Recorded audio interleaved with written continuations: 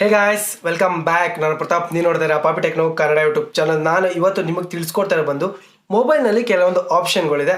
ಯಾಕಂದರೆ ಕೆಲವೊಂದು ಅಪ್ಲಿಕೇಶನ್ ಹಾಕ್ಕೊಂಡು ಇದನ್ನು ಯೂಸ್ ಮಾಡ್ಬೋದು, ಇಲ್ಲ ಇನ್ನು ಕೆಲವೊಂದು ಅಪ್ಲಿಕೇಶನ್ ಹಾಕೊಳ್ದೇನೆ ಮೊಬೈಲ್ನಲ್ಲಿ ಇನ್ಬಿಲ್ಟ್ ಆಗಿರೋದನ್ನ ಇದನ್ನು ಯೂಸ್ ಮಾಡ್ಕೋಬೋದು. ಮೊಬೈಲ್ನ ಹಳೇದ ಹೊಸದ ಜೊತೆಗೆ ಮೊಬೈಲ್ ಎಲ್ಲ ಕಂಡೀಷನ್ ಇದೆಯಾ ಅಂತ ಪ್ರತಿಯೊಂದು ಕೂಡ ಇದರಿಂದ ಚೆಕ್ ಮಾಡ್ಬೋದು. ಈ ಆಪ್ಷನ್ಗಳನ್ನ ಇಟ್ಕೊಂಡು ನಿಮಗೆ ಯೂಸ್ ಆಗುತ್ತೆ. ಯಾಕಂದರೆ ಸೆಕೆಂಡ್ ಮೊಬೈಲ್ ತೊಗೊಂಡ್ರು ಕೂಡ ಇಲ್ಲ ಬೇರೆ ಮೊಬೈಲ್ಗಳಲ್ಲಿ ಯೂಸ್ ಮಾಡಬೇಕಾದ್ರೆ ಈ ರೀತಿ ಯೂಸ್ ಮಾಡ್ಬೋದು.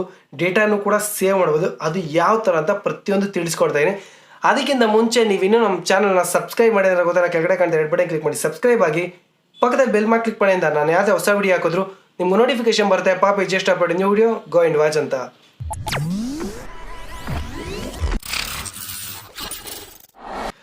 ಗೈಸ್, ಮೊದಲನೇದಾಗಿ ನಿಮಗೆ ಯೂಟ್ಯೂಬು ಪಾಪಪ್ ಪ್ಲೇಯರು. ಯಾಕಪ್ಪ ಅಂದರೆ ನೀವು ಯೂಟ್ಯೂಬಲ್ಲಿ ಏನೋ ಪ್ಲೇ ಮಾಡ್ತಾ ಇದ್ದೀರಾ ಅಂದರೆ ಅದು ಪಾಪಪ್ಪಲ್ಲಿ ಬರಲ್ಲ. ವಾಟ್ಸಪ್ಪಲ್ಲಿ ಚಾಟ್ ಮಾಡೋಕ್ಕಾಗಲ್ಲ. ವಾಟ್ಸಪ್ಪಲ್ಲಿ ಚಾಟ್ ಮಾಡಿದ ತಕ್ಷಣ ಇದು ಯೂಟ್ಯೂಬ್ದು ಆಫ್ ಆಗಿಬಿಡುತ್ತೆ. ಆದರೆ ಇವಾಗ ನಿಮಗೆ ಯೂಟ್ಯೂಬರ್ ಏನಪ್ಪ ಅಂದರೆ ನೀವು 129 ಪೇ ಮಾಡಿದ್ರೆ ಪರ್ ಮಂತು ಆ್ಯಡ್ಸ್ ಹಾಕಲ್ಲ, ಜೊತೆಗೆ ಪಾಪಪ್ ಬರುತ್ತೆ, ಜೊತೆಗೆ ಯೂಟ್ಯೂಬ್ ಪ್ಲೇ ಮ್ಯೂಸಿಕ್ಕು ಬರುತ್ತೆ ಅಂತ ಹೇಳ್ತಾ ಇದ್ದಾರೆ. ಬಟ್ ಆದರೆ ಅದನ್ನು ನಾನು ಫ್ರೀಯಾಗಿ ತಿಳಿಸ್ಕೊಡ್ತೀನಿ.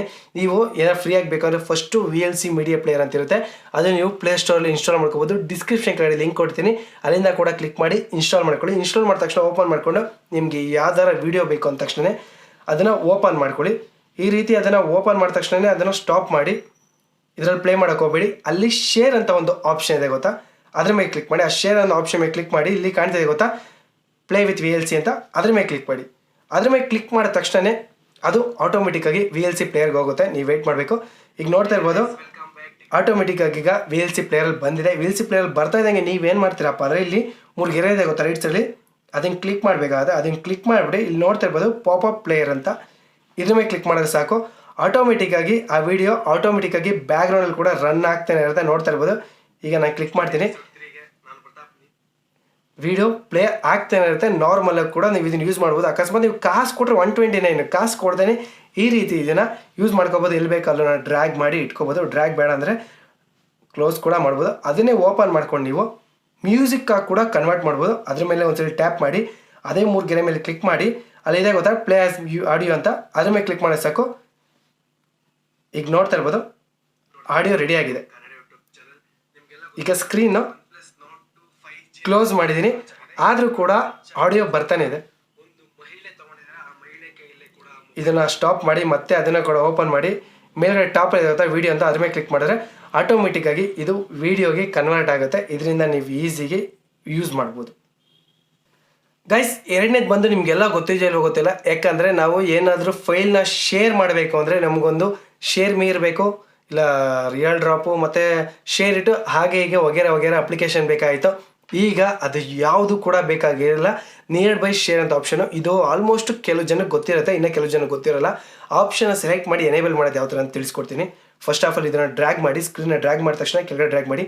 ಇಲ್ಲಿ ಎಡಿಟ್ ಅಂತ ಒಂದು ಆಪ್ಷನ್ ಇದೆ ಸೆಟ್ಟಿಂಗ್ ಪಕ್ಕ, ಅದ್ರ ಮೇಲೆ ಕ್ಲಿಕ್ ಮಾಡಿ. ಅದ್ರ ಮೇಲೆ ಕ್ಲಿಕ್ ಮಾಡಿದ ತಕ್ಷಣ ಇಲ್ಲಿ ಕೆಳಗಡೆ ನೋಡ್ತಾ ಇರ್ಬೋದು ಎಷ್ಟೊಂದು ಆಪ್ಷನ್ ಇದೆ. ಇದರಲ್ಲಿ ನಿಮಗೆ ಯಾವ್ದು ಬೇಕೋ ಅದನ್ನು ಸೆಲೆಕ್ಟ್ ಮಾಡಬೇಕು. ಇಲ್ಲಿ ನಿಯರ್ ಬೈ ಶೇರ್ ಅಂತ ಒಂದು ಆಪ್ಷನ್ ಇರುತ್ತೆ. ಇಲ್ಲಿ ನೋಡ್ತಾ ಇರ್ಬೋದು ನಿಯರ್ ಬೈ ಶೇರ್ ಅಂತಿದೆ. ಅದನ್ನು ಡ್ರ್ಯಾಗ್ ಮಾಡಿ ಮೇಲ್ಗಡೆ ಪಾಪಪ್ ಮಾಡ್ಕೊಳ್ಳಿ. ಮೇಲ್ಗಡೆ ಬಿಟ್ಟ ತಕ್ಷಣ ಅದು ಮೇಲ್ಗಡೆ ಬರುತ್ತೆ. ಬ್ಯಾಕ್ ಬನ್ನಿ. ಬ್ಯಾಕ್ ಬಂದ ತಕ್ಷಣ ಈ ಥರ ಬರುತ್ತೆ. ಹಿಂಗೆ ಸ್ಲೈಡ್ ಮಾಡಿದ ತಕ್ಷಣ ಅಲ್ಲಿ ನಿಯರ್ ಬೈ ಶೇರ್ ಅಂತಿರುತ್ತೆ. ಆಲ್ ಕಾಂಟ್ಯಾಕ್ಟ್ಸ್ ಅಂತ ಬರುತ್ತೆ. ನೀವು ಅದನ್ನು ಕ್ಲಿಕ್ ಮಾಡೋದು ಸಾಕು, ನಿಮ್ಮ ಹೆಸರು ತೋರಿಸುತ್ತೆ.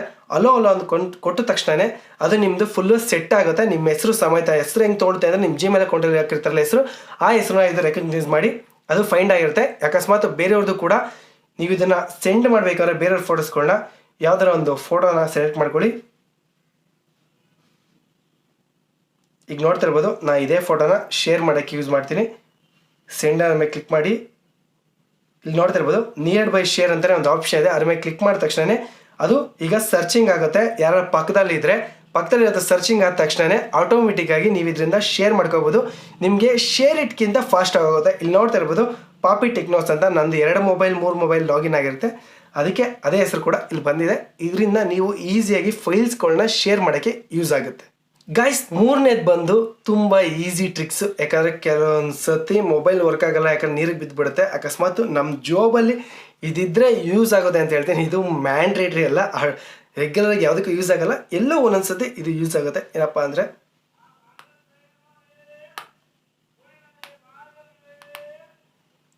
ನಿಮ್ಮ ಸುಮ್ಮನೆ ಸ್ಕ್ರೀನ್ ಸೌಂಡ್ ಬರುತ್ತೆ, ಹೊಡೆದೋಗಲ್ಲ. ನೀವು ಯಾವ ರೀತಿ ಬೇಕೋ ಆ ರೀತಿ ಇದನ್ನು ಯೂಸ್ ಮಾಡ್ಕೋಬೋದು. ಪ್ರತಿಯೊಂದು ಕೂಡ ಓಪನ್ ಮಾಡ್ಕೊಬೋದು. ಇದರಿಂದ ಓಪನ್ ಆಗುತ್ತೆ, ಏನು ಕೂಡ ಡ್ಯಾಮೇಜ್ ಇಲ್ದಂಗೆ ಫುಲ್ಲು ಸ್ಮೂತಾಗಿ ಯೂಸ್ ಆಗುತ್ತೆ. ನಮ್ಮ ನಮ್ಮ ಬೆರಳಿರುತ್ತಲ್ಲ ಇದಕ್ಕಿಂತ ಸಾಫ್ಟಾಗಿ ಸ್ಮೂತಾಗಿ ಯೂಸ್ ಆಗುತ್ತೆ. ನೋಡ್ತಾ ಇರ್ಬೋದು ಹೋಮ್ ಬಟನು. ಈಗ ನೋಡಿ ಹೋಮ್ ಬಟನು ಪ್ರತಿಯೊಂದು ಕೂಡ ನಿಮ್ಗೆ ಯೂಸ್ ಆಗುತ್ತೆ. ಇದು ಸಿಂಪಲ್ ಟ್ರಿಕ್ಸ್, ಸೈಡಲ್ಲಿ ಇಟ್ಕೊಳ್ಳಿ. ಗಾಯ್ಸ್, ಇನ್ನೊಂದು ಏನಪ್ಪ ಅಂದರೆ ರೀಡೈಲಿಂಗು. ಈ ರೀಡೈಲಿಂಗ್ ಏನಪ್ಪ ಅಂದರೆ ನೀವು ಯಾರಿಗಾರ ಕಾಲ್ ಮಾಡಿರ್ತೀರ, ಅವ್ರು ನಿಮಗೆ ಕಾಲ್ ಮಾಡಿದ್ರೆ ರೀಡೈಲ್ ಆಗೋಲ್ಲ, ನೀವು ಕಾಲ್ ಮಾಡಿದ್ರೆ ಡೀಲ್ ಆಗುತ್ತೆ. ಏನಪ್ಪ ಅಂದರೆ ಇಲ್ಲಿರುತ್ತೆ ಅಂದ್ಕೊಳ್ಳಿ, ನೀವು ಯಾರಿಗಾರ ಆಲ್ರೆಡಿ ಕಾಲ್ ಮಾಡಿರ್ತೀರ, ಆ ನಂಬರ್ನ ಡಿಲೀಟ್ ಮಾಡಿರ್ತೀರ ಅಂದ್ಕೊಳ್ಳಿ. ಆ ನಂಬರ್ನ ಡಿಲೀಟ್ ಮಾಡಿದ್ರು ಕೂಡ ತಲೆ ಕೆಡ್ಸ್ಕೊಳಕ್ಕೆ ಹೋಗ್ಬೇಡಿ. ನೀವು ಇಲ್ಲಿ ಮತ್ತೆ ಕಾಲ್ ಬಟನ್ ಮೇಲೆ ಕ್ಲಿಕ್ ಮಾಡಿದ ತಕ್ಷಣ ಆ ನಂಬರು ಮತ್ತೆ ಇಲ್ಲಿ ಎಂಟರ್ ಆಗುತ್ತೆ. ಯಾವುದೇ ಕಾರಣಕ್ಕೂ ತಲೆ ಕೆಡ್ಸ್ಕೊಳ್ಳೋಂಥ ಅವಶ್ಯಕತೆಯೇ ಇಲ್ಲ. ಈಗ ಯಾರಾದರೂ ಫೋನ್ ಕೊಟ್ಟಿರ್ತೀರ, ಕಾಲ್ ಮಾಡ್ತಾರೆ, ನಂಬರ್ನ ಕಟ್ ಮಾಡಿಬಿಟ್ಟು ಡಿಲೀಟ್ ಮಾಡಿಬಿಡ್ತಾರೆ. ಆ ಡಿಲೀಟ್ ಮಾಡಿದ ತಕ್ಷಣ ನೀವು ಇಲ್ಲಿ ಬಂದು ರೀಡೇ ಅಂತ ಉತ್ತರ ಸಾಕು, ಆಟೋಮೆಟಿಕ್ಕಾಗಿ ಡಿಲೀಟ್ ಆಗಿದ್ರು ಕೂಡ ನಂಬರು ಇಲ್ಲಿ ಬರುತ್ತೆ. ಇಲ್ಲಿಂದ ಅವ್ರು ಯಾರು ಕಾಲ್ ಮಾಡಿದ್ರು ಅಂದ್ರೆ ಕೂಡ ನೀವು ಚೆಕ್ ಮಾಡ್ಕೊಬೋದು. ಇದು ಕೆಲವು ಜನಕ್ಕೆ ತುಂಬ ಯೂಸ್ ಆಗುತ್ತೆ. ಗೈಸ್, ನಿಮ್ಗೆ ಗೊತ್ತಾ, ನಾವು ಏನೇ ಮಾಡಿದ್ರು ಕೂಡ ಗೂಗಲ್ನಲ್ಲಿ ಲೊಕೇಶನ್ ಅಂತೂ ಟ್ರ್ಯಾಕ್ ಆಗ್ತಾ ಇರುತ್ತೆ. ಆ ಟ್ರ್ಯಾಕು ಎಲ್ಲೆಲ್ಲಿ ಹೋಗಿದ್ವಿ, ಏನೇನು ಮಾಡಿದ್ವಿ ಅಂತೆಲ್ಲ ಡಿಲೀಟ್ ಆಗೋಲ್ಲ, ಹಂಗೆ ಫುಲ್ಲು ಸ್ಟೋರ್ ಆಗಿರುತ್ತೆ. ಅದನ್ನು ನಾನು ಡಿಲೀಟ್ ಮಾಡ್ಬೋದು, ಯಾಕಂದ್ರೆ ನಾನು ತಿಳಿಸ್ಕೊಡ್ತೀನಿ. ಆ ರೀತಿ ಮಾಡಿದ್ರೆ ಮಾತ್ರ ನಿಮಗೆ ಡಿಲೀಟ್ ಆಗುತ್ತೆ. ಇಲ್ಲ ಅಂದರೆ ಸುಮ್ಮನೆ ಓಲ್ಡ್ ಸ್ಟಾಕ್ ಎಲ್ಲ ನಿಮ್ಮದು ಟ್ರ್ಯಾಕಿಂಗ್ ಎಲ್ಲ ಮಾಡ್ತಾ ಇರ್ತಾರೆ, ಅದೆಲ್ಲ ಹಾಗೇ ಇರುತ್ತೆ. ಸಿಂಪಲಾಗಿ ಹೇಳಬೇಕು ಅಂದರೆ ನೀವು ಸೆಟ್ಟಿಂಗ್ಸ್ಗೆ ಹೋಗ್ಬೇಕಾಗತ್ತೆ. ಸೆಟ್ಟಿಂಗ್ಸ್ಗೆ ಹೋಗ್ಬಿಟ್ಟು ಇಲ್ಲಿ ಲೊಕೇಶನ್ ಅಂತ ಒಂದು ಆಪ್ಷನ್ ಇರುತ್ತೆ, ಎಲ್ಲ ಮೊಬೈಲಲ್ಲೂ ಕೊಡ್ತಾರೆ. ಲೊಕೇಶನ್ ಮೇಲೆ ಕ್ಲಿಕ್ ಮಾಡಿ. ಲೊಕೇಶನ್ ಅಂತ ಕ್ಲಿಕ್ ಮಾಡಿದ ತಕ್ಷಣ ಇಲ್ಲಿ ನಿಮಗೆ ಕೆಳಗಡೆ ಕಾಣ್ತಾ ಇರ್ಬೋದು ಎಮರ್ಜೆನ್ಸಿ ಲೊಕೇಶನ್ ಸರ್ವಿಸು ಗೂಗಲ್ಲು ಅಂತ. ಇಲ್ಲಿ ಗೂಗಲ್ ಲೊಕೇಶನ್ ಹಿಸ್ಟ್ರಿ ಅದ್ರ ಮೇಲೆ ಕ್ಲಿಕ್ ಮಾಡಿ. ಗೂಗಲ್ ಲೊಕೇಶನ್ ಹಿಸ್ಟ್ರಿ ಅಂತ ಕ್ಲಿಕ್ ಮಾಡಿದ್ಮೇಲೆ ನಿಮ್ದು ಯಾವ ಜಿಮೇಲ್ ಅಕೌಂಟ್ ಅಂತ ಕೇಳುತ್ತೆ. ಆ ಜಿಮೇಲ್ ಅಕೌಂಟ್ನ ನೀವು ಸೆಲೆಕ್ಟ್ ಮಾಡ್ಕೊಳ್ಳಿ. ಇಲ್ಲಿ ಬ್ಲರ್ ಆಗಿರುತ್ತೆ, ತಲೆ ಕೆಡ್ಸ್ಕೊಬಿಡಿ, ನಾನೇ ಬ್ಲರ್ ಮಾಡಿರ್ತೀನಿ. ನನ್ನ ಜಿಮೇಲ್ ಅಕೌಂಟ್ ಪರ್ಸ್ನಲ್ ಯೂಸ್ ಮಾಡ್ತಾ ಇರ್ತೀನಿ ಕೆಲವೊಂದು, ಅದನ್ನು ತೋರ್ಸೋಕ್ಕಾಗಲ್ಲ ಅಂತ. ಇವಾಗ ಈ ಥರ ಬಂದಿದೆ. ಈ ಥರ ಬಂದಾದ ಮೇಲೆ ಸ್ವಲ್ಪ ಸ್ಲೈಡ್ ಮಾಡ್ತಾ ಇಲ್ಲಿ ನೋಡ್ಬೋದು ಆಟೋ ಡಿಲೀಟ್ ಆಫ್ ಅಂತಿದೆ ಗೊತ್ತಾ, ಅದ್ರ ಮೇಲೆ ಕ್ಲಿಕ್ ಮಾಡಿ. ಆಟೋ ಡಿಲೀಟ್ ಆಫ್ ಅಂತಿರೋದನ್ನ ಮೇಲ್ಗಡೆ ಸೆಲೆಕ್ಟ್ ಮಾಡಿ.